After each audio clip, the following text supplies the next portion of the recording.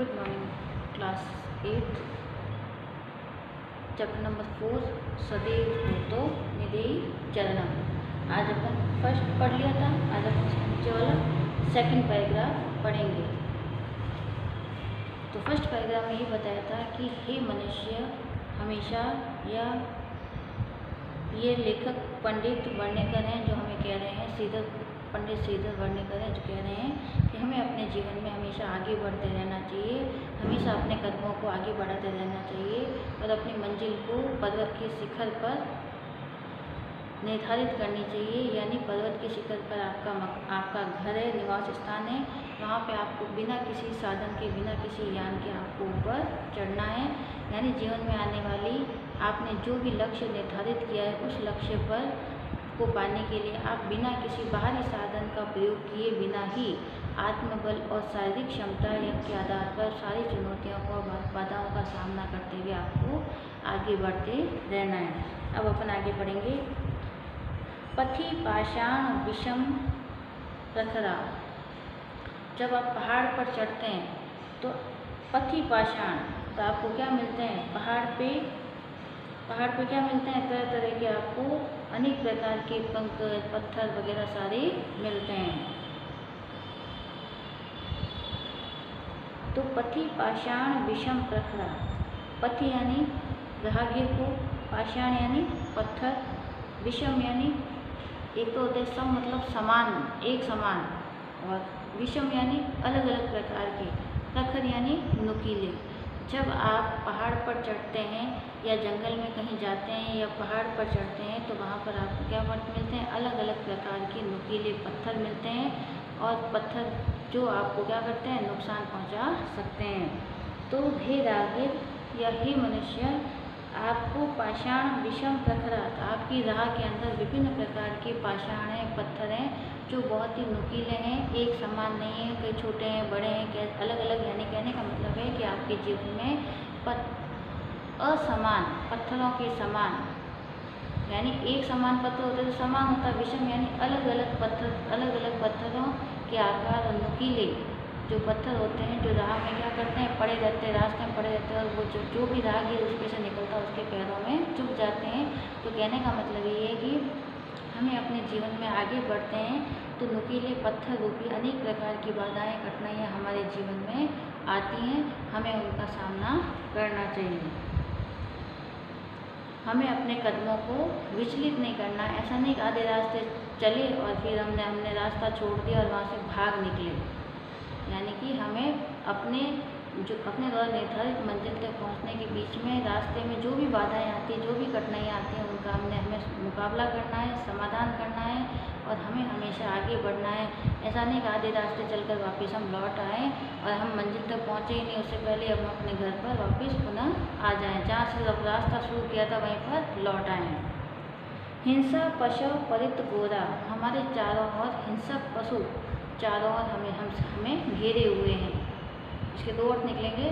तो अगर आप पहाड़ पर चढ़ते हैं तो नुकीले पत्थर वगैरह आपके पैरों में चुभ सकते हैं और वहाँ पर आप जब भी पहाड़ पर चढ़ेंगे तो वहाँ पे क्या होंगे? हिंसक जानवर, या अपन जंगल में जाते हैं तो चारों ओर हम क्या करते हैं? हिंसक जानवरों से घिरे हुए होते हैं।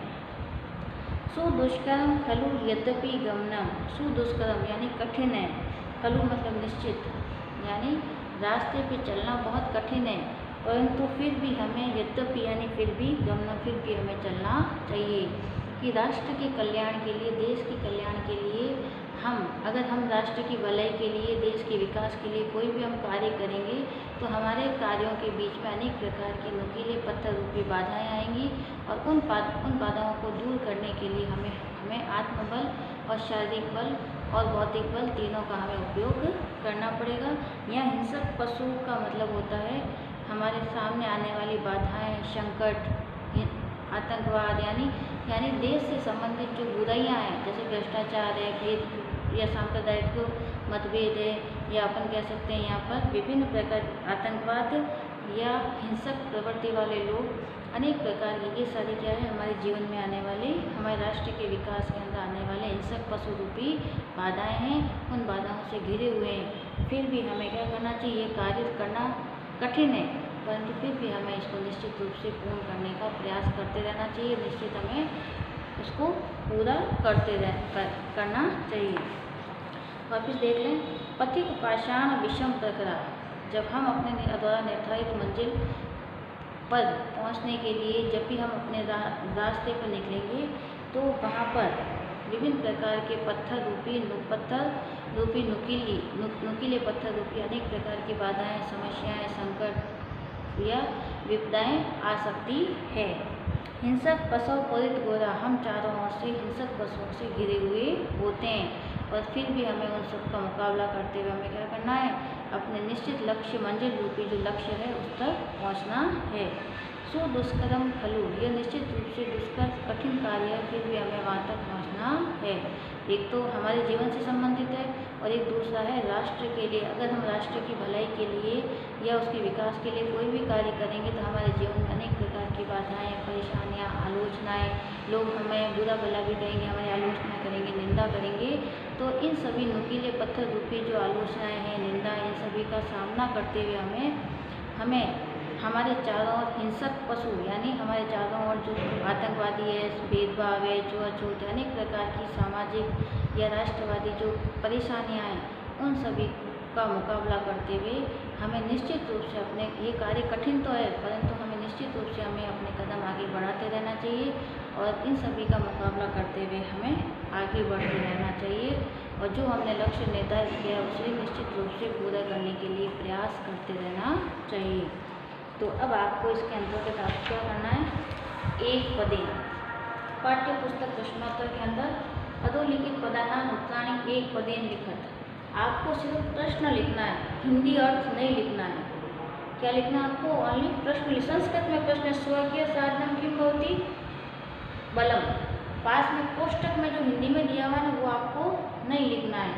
सिर्फ आपको संस्कृत में प्रश्न और संस्कृत में ही उत्तर लिखना। साइड में दिए हुए जो हिंदी में होते हैं ना, अपना साधन क्या होता है, बल, मार्ग में टेढ़े मेढ़े नुकीले क्या हैं, पत्थर, ये आपको हिंदी अर्थ नहीं लिखना। ऑनली आपको क्या करना है, संस्कृत में प्रश्न और उत्तर लिखना है। उसके बाद यहाँ पे सेकंड प्रश्न है, खाली जगह भरें, रिक्त स्थान पूर्ति है। तो आपको ये ऊपर की मंजूषा ये आपको लिखनी है। उसके बाद ये जो खाली जगह दी हुई है 1 2 3 4 5 6 7 8 7, ये जो खाली जगह है आपको यहाँ से देख के इसके अंदर भर के आपको क्या करना है, रिक्त स्थानों की पूर्ति। यहाँ उत्तर दिया हुआ इनको देख कर यहाँ पे भर के आपको कंप्लीट करना है।